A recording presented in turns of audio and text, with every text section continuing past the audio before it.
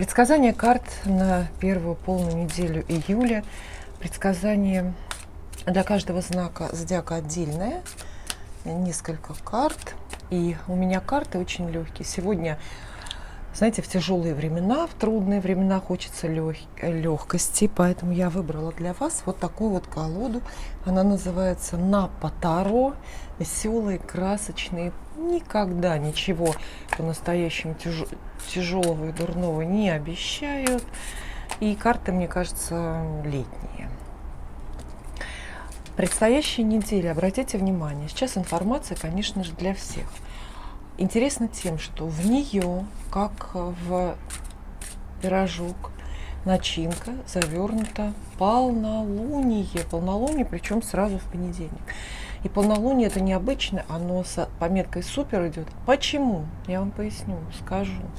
Потому что оно совпадает с понедельником. Вот представьте, полная луна и понедельник, а понедельник это день недели, который луной управляется. То есть, понимаете, да, все прелести полнолуния потенцируются, усиливаются и там, я не знаю, в 2 раза сильнее работают и давят на нас. Для кого-то, может, и в 22 раза. День этот во многом опасный, то есть это время искушения, очень много зависит от того, по какому пути вы идете. Но поскольку такой понедельник, да, вот полнолуние, супер полнолуние, я думаю, такой понедельник задает, в общем, тон и целой недели. А как неделю начнешь, так, наверное, проживешь ее, правда же? Вот. Поэтому понедельник это время, когда очень много эмоций, это время, когда слезы, когда разговоры, когда конфликты с самыми близкими, можно поссориться, можно очень сильно запутаться в собственных иллюзиях. И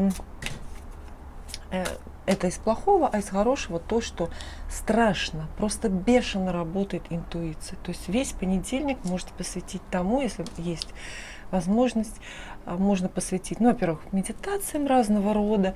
Кстати, считается, что в 15-й лунный день подходящие медитации на пустоту, на тишину, на пустоту, вот такие вот. И слушать интуицию. Интуиция подскажет самые верные ответы на самые животрепещущие какие-то жизненные вопросы. Логика не работает. То есть, если вы в этот понедельник, 3 июля, хотите серьезные, именно логически обоснованные дела делать, будьте уверены, придется переделывать их на 100%, потому что все пойдет мимо, деньги мимо уйдут.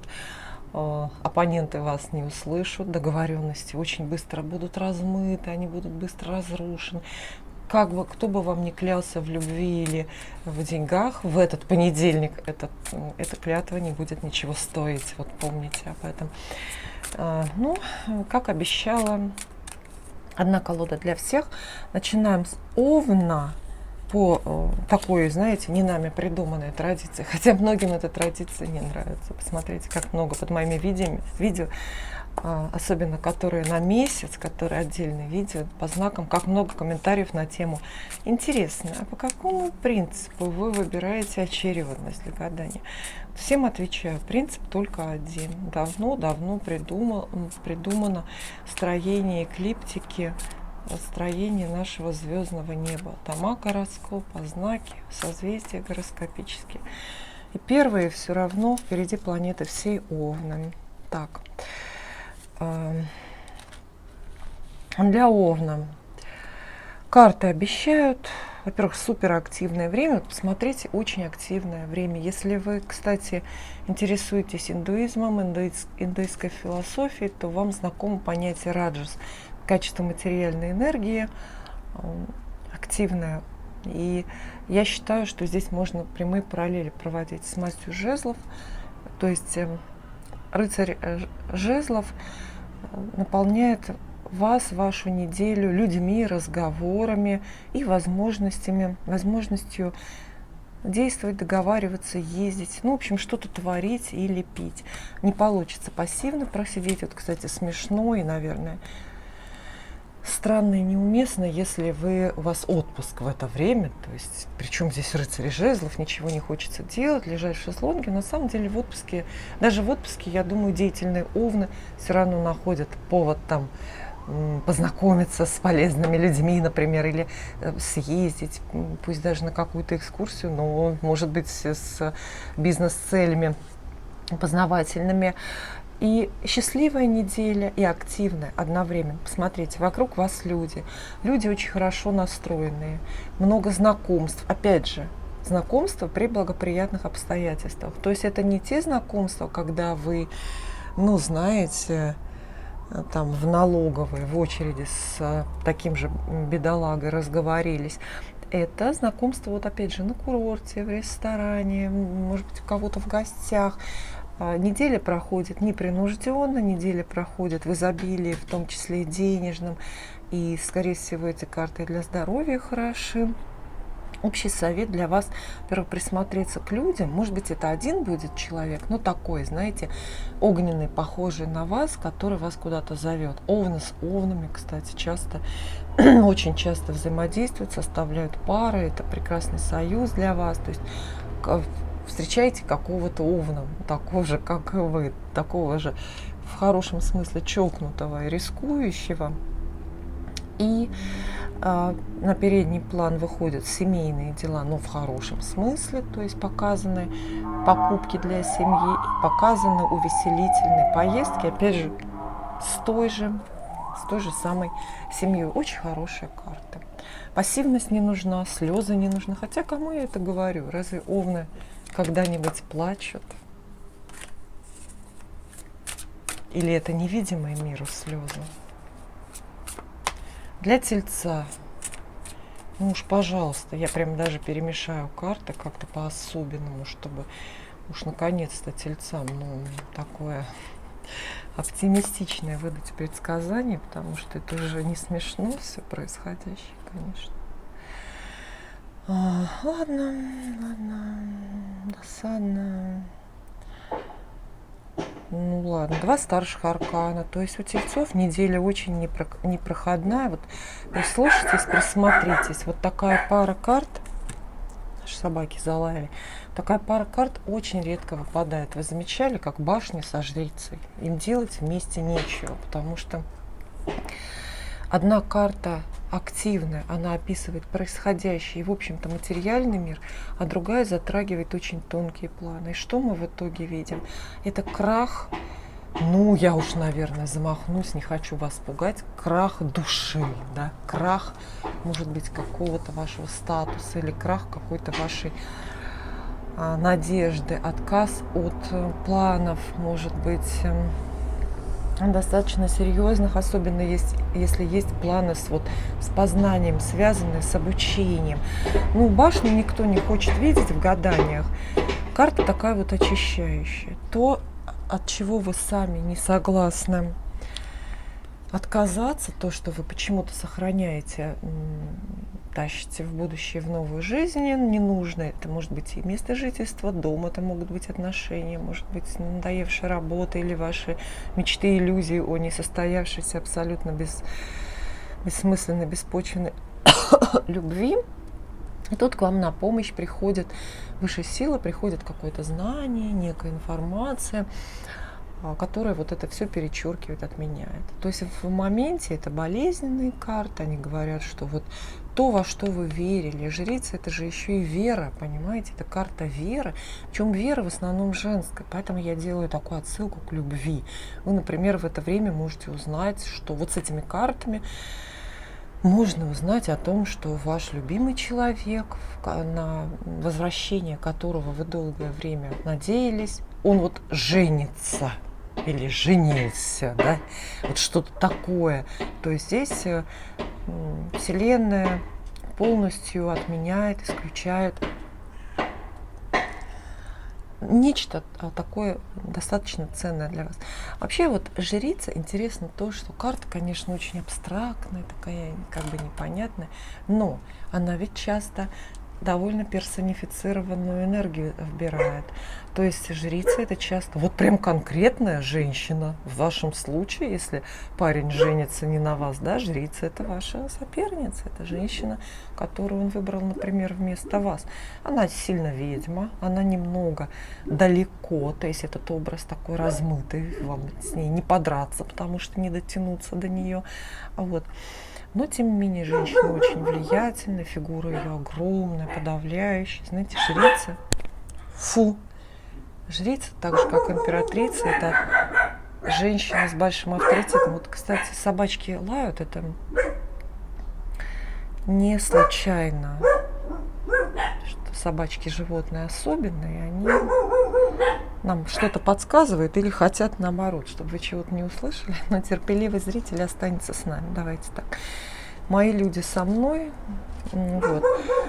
Ну что сказать, дорогие тельцы, разведу руками, из песни слова не выкинешь. Я бы с удовольствием сейчас эти карты спрятала, видео порезала, да, и достала бы вам вот нарочно какой-нибудь туз пентаклей, который мы все ждем. Ну нет, видите, время, когда нужно мудрость проявить, невероятно. То есть принять вот это уходящее, разрушающееся, принять с каким-то очень, с готовностью такой вот философской. Вы должны быть мудрыми, и вы должны верить в фатум. Вы не должны сопротивляться судьбе. Это очень сложно, особенно если вы телец какой-нибудь там с Меркурием в Овне, например. Да, это почти невозможно, не сопротивляться.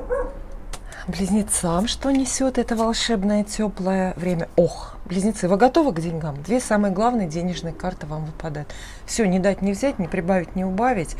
На что обращать внимание? Новая жизнь в плане материальном вас ждет. То есть вот, знаете, такие какие-то воротики в новый материальный статус, в новую историю именно материального денежного существования. Вот ловите шансы именно денежные. Это шанс на новую работу с хорошей зарплатой. Это шанс ухватить там, ну не знаю, кусок от жирного наследства. Это шанс на, может быть, и подарок даже какой-то, но очень-очень ценный, материальный. И обе карты, и туз, и четверка, имеют отношение к дому. Это дом, строение и стены. Поэтому покупки показаны домов, продажи, наверное, тоже, показаны переезды. И вообще карты описывают такое вот обретение дома. Это полученные деньги, но это еще и полученные другие материальные ценности, а самые ценные вещи, так уж устроена человеческая жизнь, это недвижимость, объекты недвижимости. Поэтому ну, это более чем оптимистичный прогноз. Какие советы для вас? Вообще тузы это единички, то есть начальные, стартовые карты, то есть возможности, шансы, которые надо не пропускать. Вот если будете практичными, если найдете в себе силы отринуть иное и все мерить только лишь материально, да, то будет вам успех и будет вам счастье. Эмоций здесь мало, прогноз такой достаточно подсушенный, но карты очень, набор хороший, поэтому если ваше чаяние о любви, то здесь и предложение о браке идет, и может быть даже общий дом с любимым человеком. По крайней мере, можно заложить первый кирпич для строительства этого нового дома. Чудно, чудно, близнецы, молодцы, молодцы. Прямо вот уже у вас идет, видно, что у вас в жизни как-то налаживается правильно все. Так, для рака. Большие карты, что ли, я вижу. Так, ловите нового человека, новое знакомство. Ох, змей-искуситель к вам подползает. А знаете, мне кажется, раки очень привлекательны для змеи-искусителя, да, вообще. Потому что самые эмоциональные, самые чувственные, самые в каком-то смысле, ну именно в эмоциональном, да, смысле раки доступные. Хочется с раком поговорить, хочется рака куда-то позвать. И видите ли, что получается? С одной стороны, мы видим информацию, она будоражит разум, очень интересно. То есть это приглашение куда-то на работу, появление нового человека, новой идеи. Это то, от чего вот в хорошем смысле от восторга, знаете, сжимается сердце. Вот говорят, в забу дыхание сперло. Вот у вас какая-то такая новость прилетает, что в забу спирает дыхание. И дьявол рядом. Пожмем плечами, да? С одной стороны, если это новость о работе, например, предложение о бизнесе, о работе, дьявол уместный, потому что это денежная карта довольно большая. То есть мы видим предложение о работе, о заработках с искушающей большими деньгами. Разве это плохо? Ну, конечно, это хорошо. С другой стороны, если это новый жених какой-то появляется и речь о любви, то дьявол указывает на ну, скажем так, спорную с этической точки зрения фигуру. То есть дьявол – это, опять же, искуситель. Это может быть человек манипулирующий, человек не всегда честный, человек, готовый вас использовать и так далее. Во всех случаях от вас потребуется внимательность. И вот суть, мне кажется, проблема в том, что, с одной стороны, надо быть внимательными, чтобы вот это искушение разгадать и, по крайней мере, если не отказаться, то принять правильно его, да, согласиться правильно. А с другой стороны, вот эти шансы новых людей, новые слова, даже случайно пролетающие мимо ушей, их не надо игнорировать и не надо упускать. Потому что, видите, надо загореться. Искорка какая-то, искра. Вот летит искра, чтобы возжечь вас, ну, не знаю, там желание работать, на подвиги позвать, может быть, страсть какую-то и такую вот любовную. И карты очень горяченькие. Вот если мы ручку подержим, они, конечно, горячие.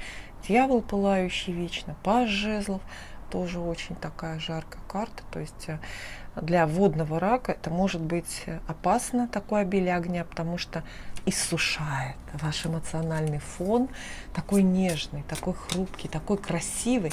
Обилие огня иссушает. Горит море. Когда у рака такие карты, когда у рака такая жизнь, получается, что это горящее море. Сказка, странность, но на самом деле вполне реальная. Для льва. Для льва. Ого. Очень серьезные люди. Ну, львы вообще считаются, там, да, скажем, героями такими зависимыми от среды. Для львов вы не будете же спорить, что очень важно окружение. Львы уж точно реже других бывают отшельниками, отказываются от признания, отказываются от внимания и так далее. Но в этот раз обращайте внимание на людей, которые выше вас. Естественно, чаще всего это начальство, люди влиятельные, люди такие, с которыми не нужно спорить. Вы оказываетесь втянуты в некую, ну, знаете, казенную или производственную интригу. Но она вот не на таком мелком уровне, когда вам коллеги завидуют там новым туфлям вашим, а на высшем уровне. Это разговоры с начальством. Причем разговоры не просто такие о погоде, а о вашем будущем, например, о будущем назначении, о ваших планах, о каких-то серьезных проектах. То есть эти карты и одновременно и протекцию чью-то обещают вам. Например, для поисков новой работы найдется вот эта вот женщина, да, у которой аж солнце в волосах, то есть настолько она вот Богом поцелованная, настолько она богатая, успешная, уважаемая, авторитетная и так далее. Женщина это будет не одна. Видите, король мечей. Тот, кому она, например, директиву отдает вас принять на работу. И что вам с этими людьми делать? Ну, знаете, вообще считается, что король мечей появляется всегда как совет не спорить. Вот вы сталкиваетесь с каким-то человеком, с некто, перед вами некто, перед которым вам нельзя, ну, показывать упрямство свое, какую-то чрезмерную свою волю, когда нужно послушать. И в целом карта львам советует отдать себя в руки более опытных людей, например, более знающих, более вот какие-то люди, знаете, когда вот начальство, мне это все напоминает ситуацию, особенно, наверное, характерную для каких-то вот структурированных компаний, организаций, вот, например, где-нибудь в армии, да, когда начальство само решает за вас, какое вам звание дать, какую вам должность дать, на какой объект вас поставить, то есть все за вас придумали, все продумали, вам осталось только последовать к месту назначения. Вот Какая-то такая история. Но я скажу так, карты неплохие. Если вот вы доверитесь чужому авторитету и решите, что, например, мама знает. Вот, кстати, императрица с королем мечей, это для многих могут быть мама с папой же, правда, да? То есть мама лучше знает, в какой вуз вас пристроить. Папа лучше знает, на какой вуз у него денег хватит, чтобы за вас платить. То есть вот какая-то такая история. Вы доверяйте этим людям, которые сейчас решают вашу судьбу, и потому что не всем так везет, и не у всех есть такие люди. Просто поверьте. Некоторым всю жизнь приходится все выбирать сами. Не будем показывать пальцы. И далее Дева, безусловно. Для Девы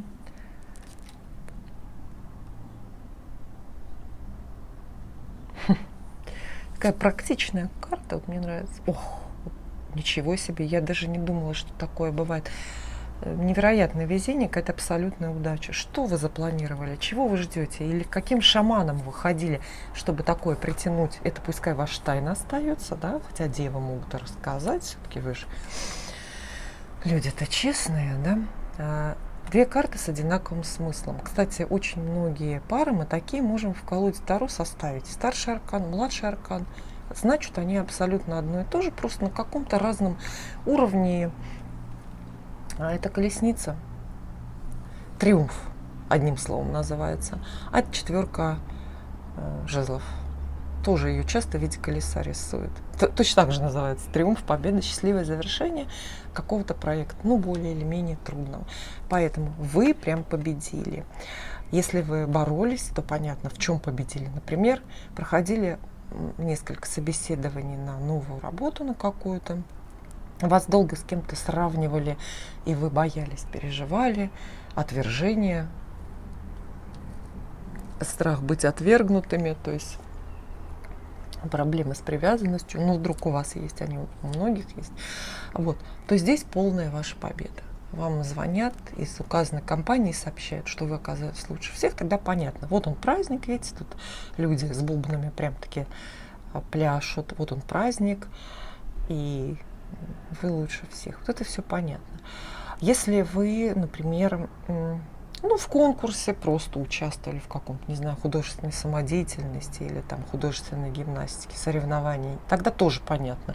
Первое место, аплодисменты и возможность отпраздновать немножко больше карты. Вот, знаете, на четверке, обращали внимание, на четверке жезлов никогда не рисуют одного человека, который вот так радостно празднует это все. Да? Всегда 2, 4, четное число. Потому что это праздник не для одного. Это как минимум для пары. Очень хорошее предсказание на, во-первых, да, я уже сказала, на разные дела, карьеру, заработки. Но это же чудесные карты для любви. Четверка жезлов обещает, вот сейчас дословно послушайте, возможность встретить сильно подходящего для вас человека. Все вы хотите встретить генерала, но на самом деле нужно встречать не лучшего из возможных, а подходящего для вас человека. И вот именно четверка жезлов обещает девам такую возможность удивительно похожего кого-то встретить, может быть, на себя даже внешне. Счастливая поездка, может быть, кстати, 2 раза поездка, да? Счастливая поездка, новости о каком-то торжестве, празднике, свадьбе.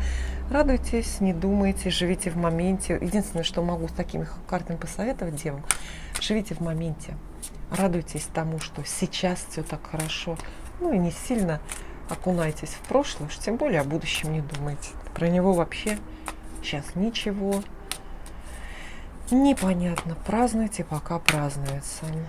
Весы. А весы оказываются привязанными к деньгам. Вот если бы вы хотели, чтобы у вас на ноге висели какие-то кандалы, как ядро, знаете, как рисуют на каких-то вот картиночках, да, здесь нету, к ноге привязано на цепочке такое ядро, как какой-то узник, вот, чтобы не убежал, да, и никто не хочет такое ядро, правда, чтобы к ноге было привязано? А если оно из золота, из чистого будет? А? Ну, другой же разговор, правда? Вот об этом карта торопится сообщить весам. Смотрите, вы очень много потратите собственной энергии, времени, сил, почувствуете себя привязанными, обязанными, несвободными, несчастненькими, обремененными, в общем, вот перевернутыми вверх ногами. Но это все ради денег, ради ваших финансов. Как минимум карты обещают долгий рабочий день и большие переработки, и большую усталость, когда не откажешься, не сбросишь, потому что премию хорошую за это пообещали. Ну, так вот просто все звучит. Но могут быть и более изощренные схемы, когда вы жертвуете собой ради денег. Мне кажется, крайний такой проявленный эпизод здесь может быть, это какая-то, ну, дикая уж совсем экономия. То есть вы завязываете, там, подвязываете, как это называется правильно, в общем, пояс, да, потуже затягиваете, экономите, отказываетесь от чего-то, и в результате у вас выгода, например, в результате какой-то экономии приходит. Вот. Возвращенный долг могут карты описывать. Да? Здесь уже деньги к вам не приходят, уходят, но вот вы карточный долг честь придется отдавать, то есть вы жертвуете, жертва тогда получается такая вот денежная. Но карты эти очень благополучные, весы здесь выглядят серьезными, ответственными, очень материальными, хозяйственными людьми. И вместе карты призывают вас именно к практичности, может быть, даже к утилитарности взглядов каких-то. И все, что любой выбор, жизненный выбор, который вам теперь предстоит, любой вот этот вот выбор, делайте его по деньгам. То есть считайте, как бы выгодно, невыгодно. Ну, и карты вынужденную большую трату, но тоже отказываться нельзя. Главный совет карты, да, это жертва от вас, но отказываться ни в коем случае нельзя. Откажетесь, будет хуже, пожалеете много раз. Вот такие советы дают карты.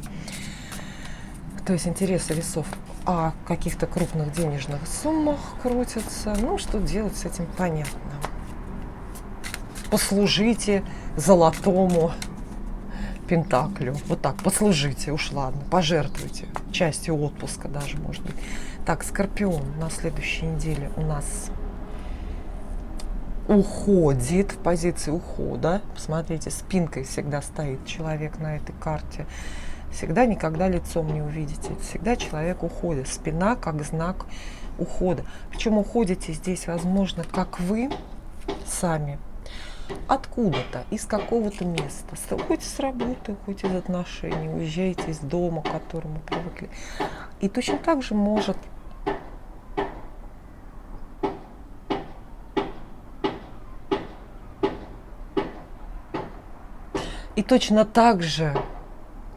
от вас, из вашего поля зрения, я не говорю из вашей жизни, это как-то уж слишком грустно звучит, уходит тот же самый человек. То есть вот с этим словом, с грустным уходом, с каким-то отказом от планов, вот вам придется столкнуться. Опять же, либо это вы прощаетесь с собственными несостоятельными планами, либо это вы наблюдаете, как кто-то бросает свои планы относительно вас. И неизвестно, что тяжелее. Ну, у каждого тут свои, наверное, какие-то приоритеты. Да? Кому-то страшнее оказаться брошенным, а кому-то труднее бросать. Давайте вот напишите, кстати, в комментариях, дорогие скорпионы, это будет нам очень любопытно, познавательно, вот что для вас больнее, когда ваша любовь уходит и вы бросаете человека, либо когда кто-то к вам спинкой разворачивается. То есть это вообще-то дилемма, проблема шекспировского какого-то уровня. И все-таки я склоняюсь, конечно, к любви, я склоняюсь к более к любовным отношениям, потому что все-таки вот эта водная, любовная, нежная, эмоциональная масть, везде кубки, видите? Буквально 8-9. В каком порядке мы здесь, неважно, в таком гадании, потому что большая аудитория, мы должны все варианты рассматривать. Уход от любви. Или уход из любви, уход из романтической истории, уход из Уход буквально, кстати, со свиданий, потому что вообще вот любовные свидания, ну, самые такие простые, знаете, это 9 кубков. И когда вы встаете посреди свидания, вам не понравился ваш этот новый знакомый из интернета, что-то у него нос не такой какой-то, и вы посреди свидания встаете и уходите, не прощаясь, да, то это вот будут вот эти вот карты. То есть какая-то несостоятельность, отказ от планов, но это не денежные планы, это не профессиональные планы, это не деловые, не бизнес-планы, это планы эмоциональные. То есть вы на полпути от влюбленности к уходу или к какому-то бросанию. Масть ваша, водная, то есть в целом почувствуйте себя, ну, как бы на своем месте или там, что называется, в своей тарелке. Будет у скорпионов повод порастратить эмоциональный потенциал, который скопился. И опять же, под этой полной луной в понедельник, да, ну вот это вообще все очень уместно. Чувствовали, расчувствовали, любили, разлюбили. Да, хуже, если начальник разлюбит. Стрелец. Вот это уж точно не дай бог, да, если... Стрелец. Стрелец у нас оказывается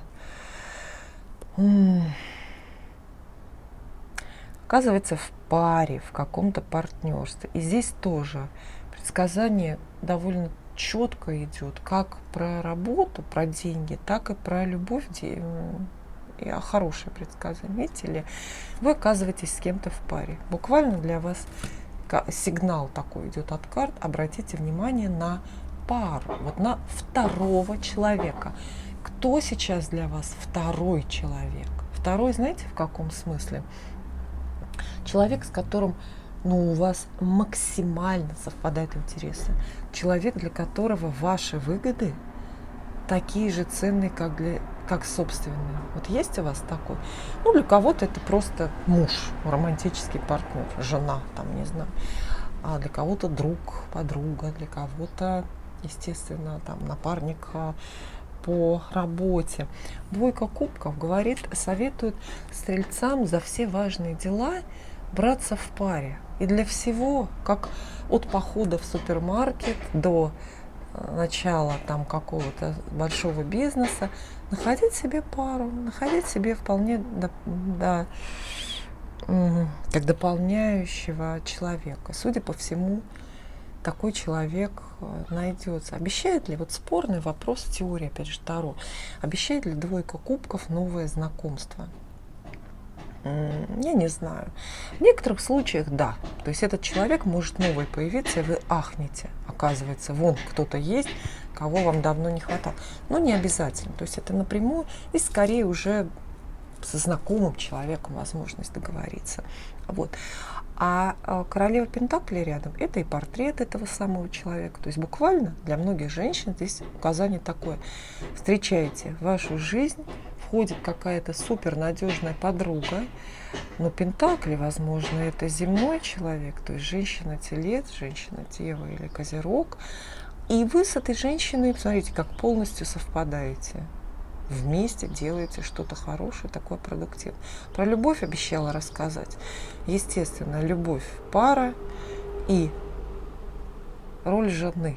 Карты вам предлагают. Готова эта роль жены, которая, если вы в браке уже сейчас, то есть это, например, примирение в браке, или это роль жены новая, на которую вас кто-то сейчас подбивает. То есть предложение о браке, но какое-то не классическое. Знаете, не когда парень встает на колено и там кольцо дарит, а когда парень говорит, например, ну давай мы с тобой вот вместе. Тут про выгоду обе карты говорят. Давай мы на двоих квартиру в ипотеку возьмем, потому что так выгоднее, да, вдвоем платить. Ну, простите уж, это так. Карты про выгоду, хорошие доходы вам и обещают. И самое главное, возможность договариваться и взаимопонимание. Далее Козерог. На повестке дня. Ох, Козерогу дорога выпадает с лету. Крупный выбор, связанный с дорогой. Собирались вы в дорогу? Что это за дорога? ехать куда-то в далекую миграцию к новым берегам на Тартугу. Куда вы хотели? Буквально дорога. И, кстати, знаете, карты взаимоисключающие. Вообще колода Таро, вот если так логически к этому подходить, не должна рядом эти карты выдавать. Почему? Ну, вы сейчас поймете, если вы осознанно смотрите мои предсказания, вы для себя поймете, о чем речь. Почему? Потому что шестерка – это карта фатальная. Она говорит, у вас никакого выбора нету. Вас куда-то судьба отправляет, знаете, посылают в командировку, а вас-то не спросили. А вот влюбленный – это напротив, карта про выбор. И она говорит, от того, что вы выберете сейчас для себя, зависит ваша судьба на долгие-долгие годы. И как это все совмещается? Сложно? Ну, можно. То есть, видите, две противоположные силы работают в отношении Козерога. С одной стороны, вас действительно обстоятельства выталкивают с насиженного места, выкидывают из привычной работы, из привычного вашего дома, из каких-то привычных отношений.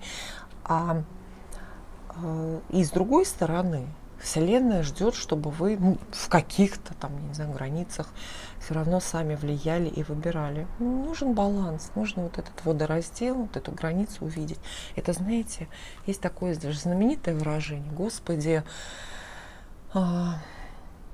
дай мне силы принять то, что я не выбираю, дай мне правильный выбор там, где я выбираю, но главное, научи меня отличить одно от другого. Вот карты вам, милые козероги, буквально вот это предлагают. То есть тут очень-очень сложный баланс, где вы выбираете, вы влияете на ситуацию в любви, в работе, в чем угодно, и где вы абсолютно должны покориться судьбе и сложить ручки. Вот, кстати, даже это неправильно, шестерка мечей, у него не должно быть, что у него весло или багор, это не должно быть. То есть это он плывет туда, куда его несет. Ну вот вы поняли меня. Карты, я бы сказала, без привязки к определенной масти или к определенной теме вашей жизни. Нагрузка большая, моральная нагрузка. А в буквальном смысле, если мы вот будем рассматривать совсем уж утилитарные, простые ситуации, это дорога из-за любви или дорога за любовью. То есть ваша поездка к любимому человеку. Ну, вы, например, летите далеко в другую страну к жениху, с которым познакомились в интернете. Все просто. И планы о дороге могут быть. Может быть и дорога, ну как, из-за любви, но от любви. Вот здесь расстаетесь с любимым человеком, может быть, вы уже погостили и как раз отправляетесь домой. В общем, дорога, связанная с партнерством, с любовью, ну вот с каким-то таким вот, в общем, выбором. Так, Водолей получает у нас. Ох, какие жаркие карты. Собрались вы на жаркий курорт тропический. Куда вы собрались ехать? Почему так жарко, повеяло, прям вот хочется обмахнуться. Видите ли, наступление ясности и какое-то счастье и светлой полосы в жизни, и много-много деловых или производственных шансов у вас появляются. Обе карты светлые, то есть такое значение есть тут. Развеивают мрак или развеивают мглу, тьму. То, что прежде было непонятно, то, что прежде не было непонятно, то, что прежде пугало, смущало, и вы где-то плавали, заблуждались, терялись в собственных иллюзиях. Вдруг, знаете, как восходит солнце, все становится понятно. Понятно, куда двигаться, на какую работу выходить. В общем, с такими картами очень все понятно, что делать. А водолеи любят, когда понятно все-таки, да? Вот, классический водолей, без примеси особой воды, если у вас гороскоп, то вы должны вот любить как раз свет, правду должны любить. Там с водой, там уже, если мешается воздух, то другой немножко получается. И видите, Туз жезлов — это предложение о карьере, приглашение на работу, приглашение в поход, в поездку, в какую-то дорогу. Поэтому я о жарких курортах вначале заговорила. Активное время, счастливое, очень ресурсное. Солнце, кстати, обратите внимание, всегда, я это на практике знаю, на практике в личных гаданиях, это всегда очень хорошая карта для денег. То есть тут вас не просто на новую должность зовут, но и денег много-много обещают. Единственное, что скорая карта. Обе вообще-то про время и скорые. То есть ничего не надо откладывать, не нужно там сильно раздумывать, не нужно, ну, опять-таки, погружаться в какие-то медитативные особые практики. Выпадает шанс, куда-то вас зовут, приглашают, ну, вы сразу же, как пионер, всем ребятам, например, ручку подняли, сказали: да, я готов, выезжаю. Вы срываетесь. Да. Для рыб теперь будет предсказание для рыб. С денег начинаем, что ли? С денег? Поход за деньгами вас карта отправляет, дорогие рыбы. Кстати, две самые веселые карты выпадают. Тут хотели вы повеселиться? Вообще, вот был у вас такой план, что эту неделю у вас для веселья, например, на какую-то экскурсию увлекательную съездить, с друзьями встретиться, на курсы какие-то, опять же, интересные записаться, курсы там танцев, например, или что-то еще. В общем, все легкие, оптимистичные занятия для вас показаны. Неделя пройдет, во-первых, легко. Будет чего-то не хватать, но оно найдется по двойке пентаклей. Если утром вам не хватает денег на новую сумку, то вечером до закрытия магазина вам уже хватает денег на новую сумку. То есть карта такой, называется она карта динамическое равновесие. То есть, понимаете, да, как бреши жизненные заполняются с этой картой. Вот не хватало — появилось. Человека какого-то не было — появился, он вдруг выскочил из отпуска, там вовремя подлетел человечек, помог и что-то еще. Сил не было. Раз после обеда, наоборот, мания какая-то открылась. И вы многое можете сделать. Новые горизонты для вас открываются. Как вы думаете, что это за вот такая вот гипотенуза здесь? Это различает, граница проведена между прошлой жизнью и вот новой.